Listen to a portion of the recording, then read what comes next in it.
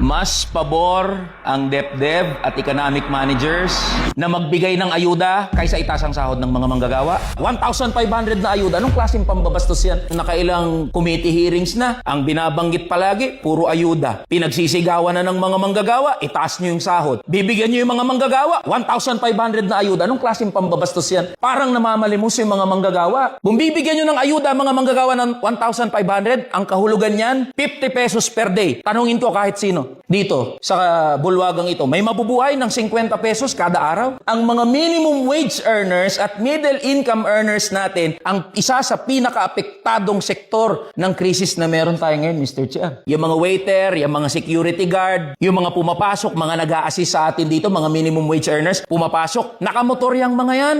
Nagpapagas. Alam ba yan? Ng DepDev? Alam ba yan ng DOF? Alam ba yan ng economic managers? Nabubuhay kayo lahat sa simulation nyo. Hindi nyo alam ang tunay na buhay at karanasan ng mga manggagawa at ordinaryong Pilipino. Mas pabor ang DepDev at economic managers na magbigay ng ayuda kaysa itaas ang sahod ng mga manggagawa. Yun yung pinupunto ni Deputy Speaker Raymond Mendoza na hindi prioridad ng executive at ng administrasyon ang mga manggagawa. Pero yun yung Mr. Chair, nauna pang umuwi, DepDev Secretary. Mga tanong ng mga manggagawa nakapatungkol sa DepDev Also, Mr. Chair, let it be put on record na nauna ring umuwi. Ngayon lang nagpakita si Secretary Go. Malaking problema to, Mr. Chair. Dahil tayo, handa tayo kahit abutin pa tayo ng madaling araw dito. Okay lang sa amin. Nananawagan nga kami ng TUCP, magkaroon tayo ng emergency session para lang mapag-usapan yung sahod ng mga manggagawa. Tapos anong maabutan natin? Mga sekretary mismo na uunang umuwi. Anong mensaheng pinaparating yan sa mga manggagawa? Na kahit nasa gitna tayo ng krisis, nasa gitna ng pagdurusa ang mga manggagawa at ordinaryong Pilipino, nasaan ang mga sekretary natin? Anong pronouncement ng gobyerno sa mga wage earners natin? Wala tayong marinig. And this is exactly the platform, Mr. Chair. Pasensyoso ang mga manggagawa. Maintindihin ang mga manggagawa. Nag-antay nga kami hanggang ganitong oras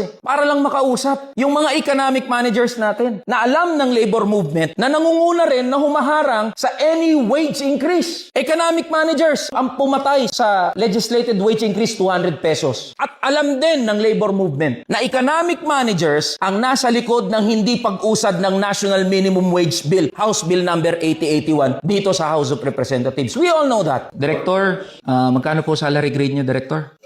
36. Magkano po per month yun?